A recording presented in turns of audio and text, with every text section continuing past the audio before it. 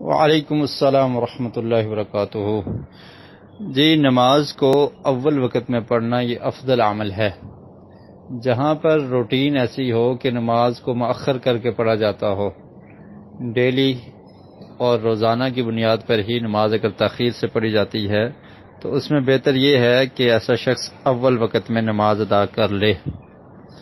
نبی کریم صلی اللہ علیہ وسلم کا ارشاد ہے، آپ سے عبداللہ بن مسعود رضی اللہ تعالی عنہ بیان کرتے ہیں کہ میں نے نبی کریم صلی اللہ علیہ وسلم سے سوال کیا، ای العمل احب الی اللہ، کہ اللہ کے ہاں سب سے محبوب عمل کون سا ہے، سب سے زیادہ پسندیدہ عمل کون سا ہے؟ تو آقا علیہ الصلوۃ والسلام نے ارشاد فرمایا، الصلاۃ علی وقتہا، وقت پر نماز کو ادا کرنا ہے۔ تو جب پوزیشن یہ ہے کہ ڈیلی نماز کو مؤخر کیا جا رہا ہے تو ایسی صورت میں بہتر یہ ہے کہ وہ بھائی اول وقت میں اپنی نماز ادا کر لے۔ رہی بات یہ کہ جو لوگ جن کا عقیدہ درست نہیں، ان کے پیچھے نماز پڑھنا، اس سے گریز کرنا چاہیے۔ جس شخص کے بارے میں پتہ ہو کہ یہ اللہ کے ساتھ کسی اور کو شریک کرتا ہے اور شرک کا ارتکاب کرتا ہے، ایسے امام کے پیچھے نماز نہیں پڑھنی چاہیے۔ وہ کوئی بھی ہو، مسلمانوں کے کسی گروہ سے بھی اس کا تعلق ہو، اس کے عقیدے کا اگر آپ کو علم ہے، آپ جانتے ہیں کہ اس کا عقیدہ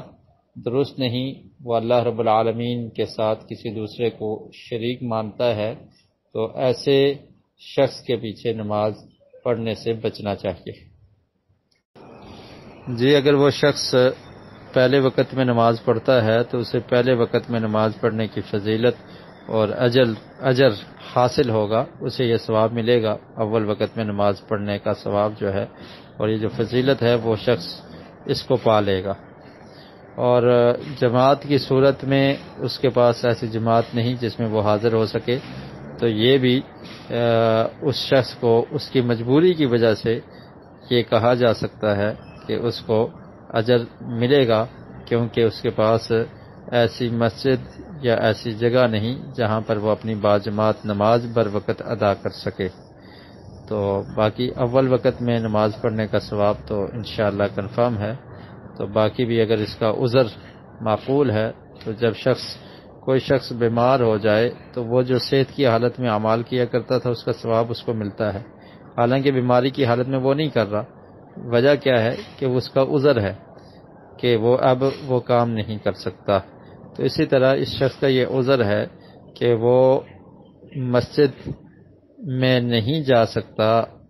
اول وقت میں نماز پڑھنے کے لیے، یا ایسی پوزیشن نہیں ہے، ایسے حالات نہیں ہیں، تو امید کی جا سکتی ہے کہ اس کو اس کا اجر و ثواب ملے گا۔